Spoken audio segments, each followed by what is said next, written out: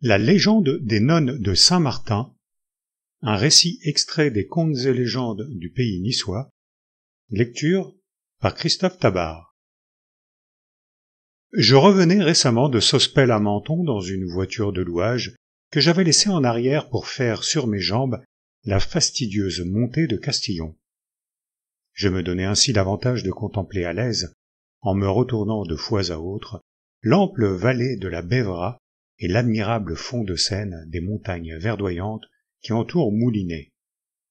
De plus, arrivé au col de Castillon, je pouvais prendre le temps d'examiner les traces du tremblement de terre qui a si rudement secoué la petite commune au 23 février 1887. La voiture allait m'y rejoindre pour me conduire trop vite cette fois à Menton par une route enlacée à travers une succession de paysages enchanteurs, lorsque je m'avisai de la présence de deux villageois qui se séparaient assez mécontents l'un de l'autre. « Je suis vraiment trop bon, » disait le plus âgé, qui avait une sorte de sacoche de cuir pendue à son cou et un bâton de voyage. « Seulement ne t'avise plus, mon brave, de me lanterner de la façon, car il t'arriverait comme aux nonnes de Saint-Martin. »« Va-t'en à la malheur avec tes nonnes de Saint-Martin » répliqua, en forme d'adieu peu cordial, l'interlocuteur que la menace paraissait avoir touché. « Pour moi, je ne me paierai pas une promenade à la ville que je n'ai d'abord rentré mes foins. » Et du même pas, il remonta au village.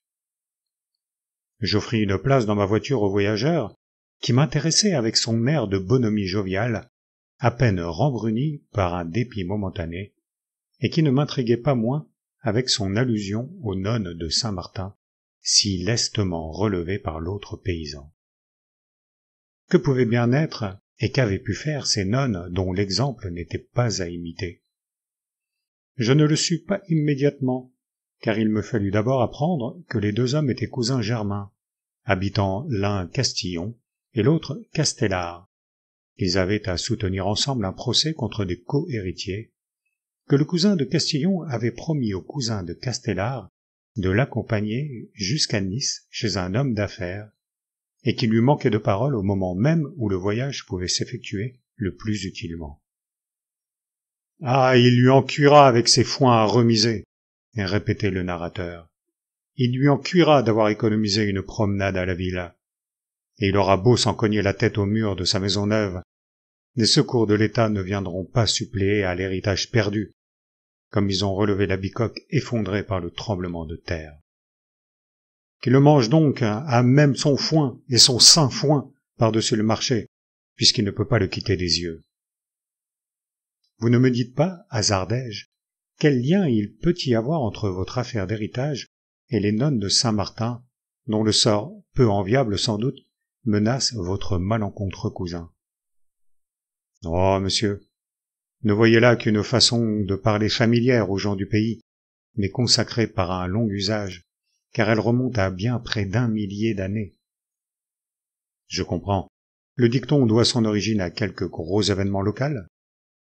Vous l'avez dit, il se rattache aux incursions de ces sarrasins de malheur qui ont obligé nos ancêtres à fuir les rivages cléments pour élire domicile sur des sommets venteux comme les habitants de Castellar, Castillon, Sainte-Agnès et autres, soucieux avant tout de mettre leurs chers enfançons hors de la portée des pirates. Se pourrait-il que des nonnes eussent pactisé avec ces abominables infidèles? Grâce à Dieu, non! Celles-là étaient vraiment de saintes filles. Et nonobstant, c'est bel et bien leur faute à elles toutes seules si elles ont fini leurs jours mortels loin du cap Saint-Martin ou Saint-Martin dans la servitude de ces fils de Satan. J'étais arrivé à mes fins. Je n'eus pas besoin de beaucoup d'insistance pour obtenir de mon compagnon le récit suivant.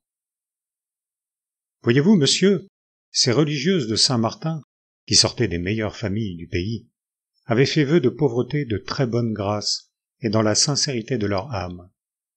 Mais elles avaient eu beau renoncer aux pompes et aux œuvres du monde, elles aimaient encore un peu leurs aises.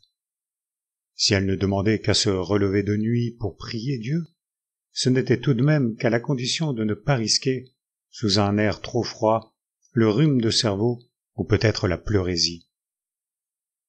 C'est bien ce que s'étaient dit les moines de Lérins, à qui Raymondi, comte de Vintimille, avait fait don de sa vaste propriété du Cap Martin quand ils résolurent d'y construire le modèle des couvents salubres pour des religieuses de bonne maison.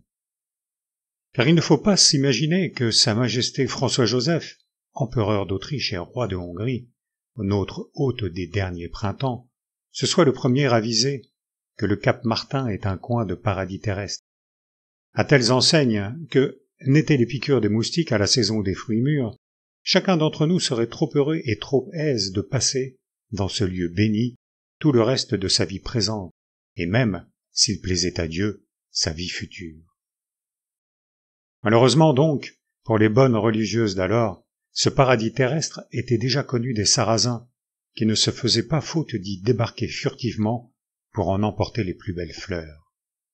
Il est vrai que les défenseurs courageux ne manquaient pas, à distance respectueuse du couvent, dans les murs de ce village de Roquebrune, célèbre parmi le monde entier, pour avoir un jour que le sol tremblait et glissait sur la pente de la montagne, avec toute son assise de rochers, jusqu'à ce que 3 simples racines de genêt aient, par miracle, arrêté l'avalanche à mi-côte. Roquebrune a glissé, 3 genêts l'ont arrêté. Rocabruna ses avaraya, tres ginestre lon arrestaya. Ainsi les précautions paraissaient bien prises. Un gros de chevaliers aguerris, par maintes rencontres avec les infidèles, et commandé par un véritable homme de guerre, dans la personne du très noble et très puissant seigneur marquis de Roquebrune, veillait d'en haut sur les précieuses têtes des servantes préférées de Dieu. Que si, par un hasard, les agresseurs plus friands du pillage que de la bataille se présentaient nuitamment, il était convenu qu'au premier aboiement du chien de garde flairant l'approche des chacals, on sonnerait à toute volée la grosse cloche du couvent qui s'entendait d'une bonne lieue à la ronde par-dessus le bruit des vagues du Cap Martin, de telle sorte que l'arrivée des secours ne laissa pas à l'ennemi le temps d'enfoncer les portes de chêne garnies de fer. Tout alla bien pendant des mois et des années. On ne laissait pas, sans doute, du donjon de Roquebrune, d'apercevoir par-ci par-là, sur la nappe bleue de la haute mer, quelques voiles sarrasines brillant au soleil, comme l'aile d'un immense oiseau de proie.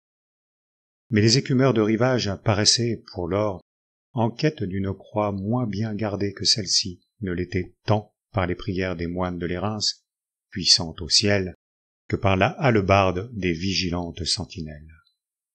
La pieuse maison s'accoutumait, peu à peu, à une douce sécurité. On y connaissait même la gaieté, en un temps où manquaient les occasions de rire. Pourtant, toute innocente que fût cette gaieté, c'est d'elle que vint un mal irréparable. Parmi les jeunes nonnes qui faisaient la joie de cette maison de Dieu, ainsi que les chœurs d'anges qui font sourire au ciel la Sainte Trinité, se trouvait sœur Christine, la plus pieuse de toutes quand on était réunis au pied de l'autel, et la plus turbulente aux heures de promenade permises dans la vaste enceinte du monastère sous le couvert des pins et des oliviers séculaires.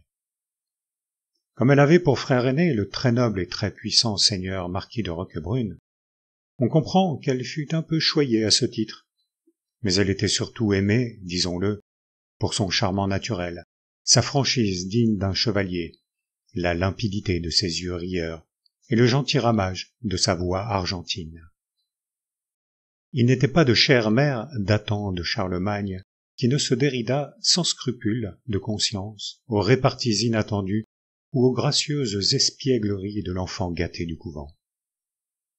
Un soir d'été, comme sœur Christine, dans l'appréhension des moustiques qui infestent le beau rivage méditerranéen, pétillait de reculer l'heure du coucher qu'ils choisissent pour assiéger leurs victimes, en sonnant leur fanfare horripilante, elle imagina malicieusement, après la collation et la prière terminée, de faire entendre un couvre-feu qui, loin d'inviter les paupières à se clore, eut la vertu de chasser le sommeil de tous les yeux. Elle se glissa à la dérobée, à pas de loup, sous la grosse cloche d'alarme, et la mit en branle à tour de bras. À cette sonnerie inusitée, toutes les nonnes du couvent, jeunes et vieilles, depuis la mère supérieure jusqu'à la sœur tourière, s'en coururent à la file vers le clocher de la chapelle, un bout de cierge allumé en main, et toutes, soudain, comme de concert, furent prises d'un fou rire à la vue de sœur Christine, pendue à la corde par ses petites mains nerveuses, tantôt soulevées entre ciel et terre, tantôt repoussant le sol du pied, comme pour prendre un nouvel élan, et s'élever encore plus haut, et, toute radieuse de sa jolie invention, s'écriant entre chaque coup de cloche. « Bon, entendez-vous ceux de Roquebrune ? Bon, voici Roquebrune qui descend de nouveau de sa montagne. Bon, que Dieu bénisse les chevaliers de Roquebrune !» Et en effet, les chevaliers de Roquebrune descendaient en avalanche de leur château fort, comme autrefois avait descendu le village lui-même, mais sans s'arrêter à mi-côté, aux racines de genêt, et ils poussaient le cri « Sus aux Sarrasins !» Dans cette course bondissante, les pièces de leur armure, heurtant contre les rochers, en faisaient jaillir des éclairs, leurs yeux en lançaient d'autres, et ces pieux chrétiens, partis en guerre contre les fils de Satan, rugissaient d'impatience de noyer dans leur sang ces lâches agresseurs de l'innocence. Leur cœur se serra pitoyablement quand ils trouvèrent la porte du monastère toute grande ouverte devant eux, comme si les ennemis l'eussent déjà forcée.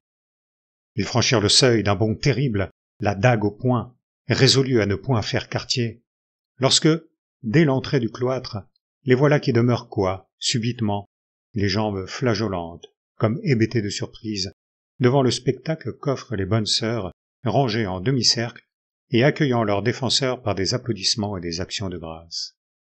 « On a voulu voir à l'épreuve, dirent-elles, les cœurs ardents, les pieds agiles des sentinelles de Roquebrune. On en dormira mieux, désormais, sur la foi de leur vigilance tutélaire.